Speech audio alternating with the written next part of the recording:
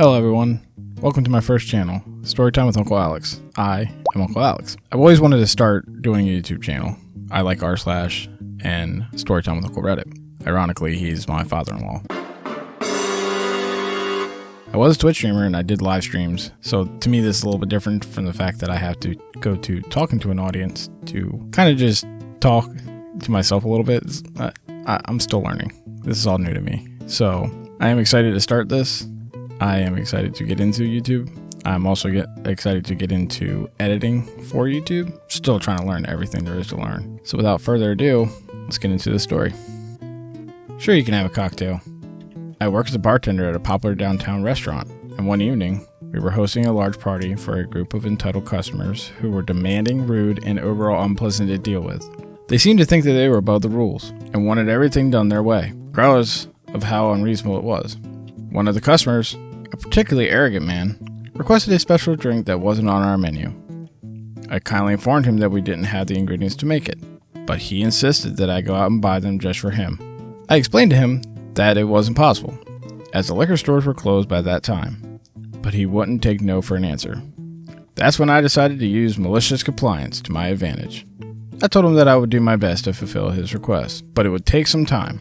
I then left the bar and went outside for a few minutes, letting him stew in his own frustration. When I returned, I presented him with a drink that was made with the cheapest, lowest quality ingredients that we had available. The look on his face was priceless as he took a sip and realized that it was not the high-end drink that he had requested. But the best part was when he demanded to see the manager, who had witnessed the entire exchange. She simply looked at him and said, "Well, she did exactly what you asked for." Everybody thinks they're entitled to get exactly what they want, especially at a bar. None of that makes sense. You're at a bar, they order what they got. You kind of got to take what they get. You can't demand for them to go to the liquor store. That's not how a bar works. If you want to go to a bar like that, where they make that exact drink and have the stuff to make it, go to that bar. Don't go to some regular small town bar and demand they make this drink, knowing that they're not going to have the ingredients to do that. That's just being rude, ignorant, and for you to get all upset, sorry, that's your fault, not theirs. And the fact that she made you something to attempt, hey, she tried. You're just a rude person. So, you want to be informed after every customer transaction? Bet. I'm pretty sure that if I asked for a show of hands, how many of you all had that one manager or boss that was the worst at micromanaging? Yep, I know everybody has one. Roughly 80 to 85% of you would raise your hand. Quick disclaimer, all mobile, so forgive any wonky formatting. Anywho, a few years back, I used to work retail at a brick and mortar shop owned by a guy that, well, let's just say that if we left him alone, the place would fall apart within minutes. There was myself, 2 other associates, and 2 assistant managers, one of whom bought the business out, turned it into an online shop, and is doing pretty well for himself. But I digress. Said owner had no clue how our inventory system worked, let alone our POS system. Nightmare, I know. But absolutely insisted that he knew everything about the place inside and out, and threatened you with unemployment whenever things didn't go his way. One day, I called his bluff and walked. Not 30 minutes later, while I was sitting in a nearby park, did he call me, begging for me to come back. Squeeze a sizable raise out of him in the process. Said know-it-all owner was so convinced of his hype that he demanded that we call him after every customer transaction, go over what was said, so he could tell us where we went wrong, even after upselling and setting up a delivery account.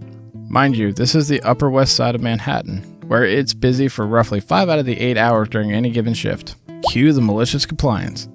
Despite a line of customers at my register, I had to stop things, pick up the phone, and make the call. All while my line of customers, in what would be a typical New York level of patience, would drop their stuff and walk out. The ones that stuck around waited the 5 minutes, maybe 10 minutes, each phone call. It got so bad at one point, one of my regulars, whom everyone knows to at least the second degree, points if you can guess who, grabbed the receiver and proceeded to lay into know-it-all owner about how he's losing business because of his asinine policy. Owner dug in his heels, though, bless his heart, and insisted that things be done his way. Alright, bet. I tried to keep the convo's receiver only. Now it's been upgraded to a speakerphone. Now everyone in the store, and I do mean everyone, can hear how much of a colossal douche he was. Business that was once about 5K a day in the store sales dropped to just north of 1.5K, while deliveries, while at about 6K a day, dropped to roughly half that. With online reviews being the most hilarious I've read since I started working retail/customer service decades ago. Know-It-All owner was forced to give up on his policy, eventually announcing his retirement a few months later and selling to the assistant manager I mentioned earlier. It's something we still joke about years later in our occasional catching up sessions. Me. Hey, remember that Know-It-All demanded us that we call him after every transaction? Assistant manager. Yeah, I laughed in his face about it. He didn't like me much after. There's always that one boss who thinks he knows what he's doing, and I get it, it's his place, but sometimes maybe your worker does know what they're doing and knows that it's going to hurt the business when they're trying to warn you, and you just don't take the advice. If you were doing good business now and now you're not, kind of tells you that you should probably listen to some of your employees, especially your customers. If that was me, I'm not waiting 5-10 minutes if I have 7 people in front of me. I mean, come on. An hour standing in line for what? For some stupid policy? No. Some policies are dumb, and that is definitely one of them. Fix my issue, but don't talk to me about it. Okay. Taking new versions of this program is a big deal. We just don't take it. We install the new version in a non-production environment, and every department must test it and sign off on it. This process can take 1 to 2 months to complete. Now enter our Karen of this story. Note that dealing with her has always been an issue. She always gives me crap for bugging her when I have questions. I thought it was personal, but I asked other people in the IT about her, and they confirmed that she is always a pain in the butt to deal with. We were 1 day away from taking an upgrade. This upgrade was important as it had new features that were needed for new clients, plus several extremely needed bugs fixes. This is after we went through testing and got sign off from every department to take the version. Of course, Karen opens up a help desk ticket on the new version. It's a big enough issue to cancel the upgrade. Submitted literally in the final hour. Needless to say, even the higher-ups were ticked off, and I got huge pressure to submit this order to our vendor, ASAP. The help desk ticket stated the issue, and at the bottom of the ticket was this sentence: "You may not contact me about this issue. There will be no IMing me, calling me, emailing me, or standing next to my desk." So I reviewed the ticket, and can you guess what the issue was? User error. Cue the malicious compliance. Since I couldn't talk to her about it, I went straight to the higher-ups, the same people pressuring me to submit the issue. Told them the problem, and I wasn't allowed to contact her about it. They said they would take care of it. About an hour later, Karen comes sheepishly to my desk. This was the nicest I've ever seen her. Pointing at the issue to her, and she says she will review it. 5 minutes later, I got an IM from her saying to close the ticket. The upgrade then proceeded as planned. This happened several years ago. I wish I could say she got fired for this little stunt, but that didn't happen. However, I got the next best thing. She was no longer in charge of testing. In fact, I haven't gotten a single help desk ticket from her since. So, she is the tester for a new upgraded version, I guess, of software for them. And I get that the employee is the person who takes care of fixes and stuff, and they're supposed to be the one that helps push along this upgrade. Boss or not, if the higher ups are the ones that want this upgrade, she's a tester for it, and you put in a ticket, I don't think you can just sit there and be like, well, yeah, don't come contact me. There's reasons why higher up pays for this stuff. You don't get to pick and choose, especially if someone's been ordered to pretty much help oversee so that way it doesn't get returned. Yeah, no, boss can't, boss or whoever their title is cannot just say, don't contact me. That's not how this works.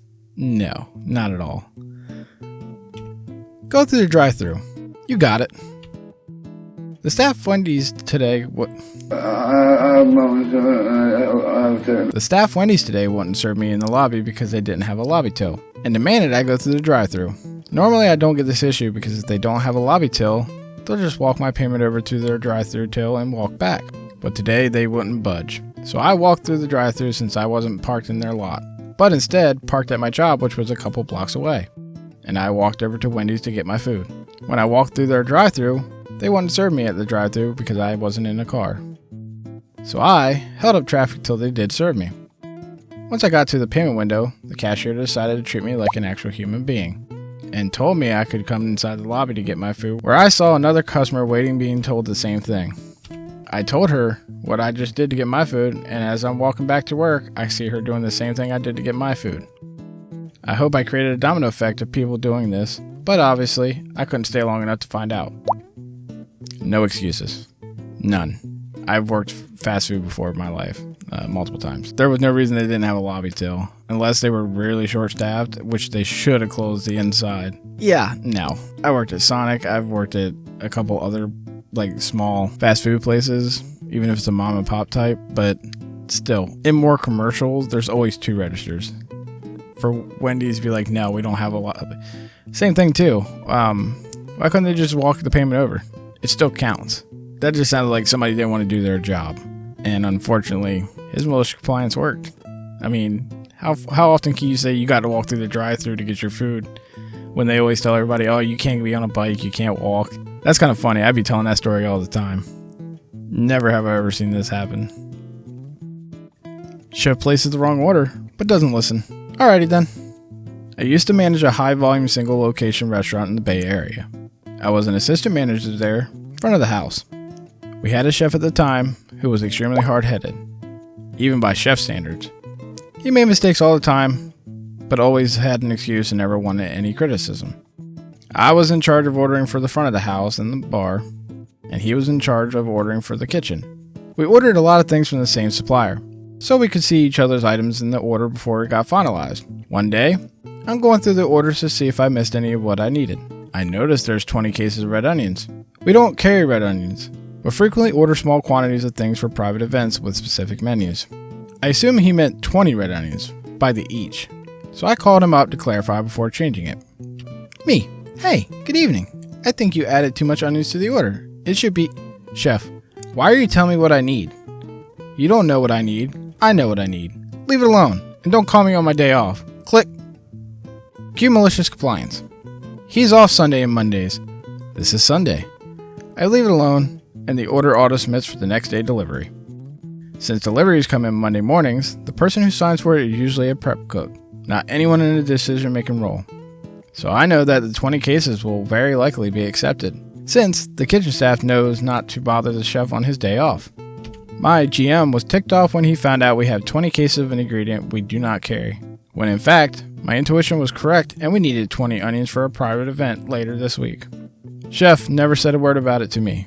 But he's not chef there anymore, which is for the best. Well, you got a boss and assistant manager. They should be able to work well together. But chef boss knows best, even if it was something they've been doing for a while. Maybe he should have took that call, because he could have saved himself hurt and a job. I mean, they were trying to help you, help them, help the store. If you had just spent that 1 minute about the phone call before she submitted it or auto-submitted, that definitely could have been avoided very easily. But big ego, big loss. Thanks for joining me for my first YouTube video. I'm UncleAlex. And if you like this video, click the subscribe button down below. And if you liked it, hit the like button. Let me know how I'm doing. Give me a comment. Thank you for watching, and I hope to see you again.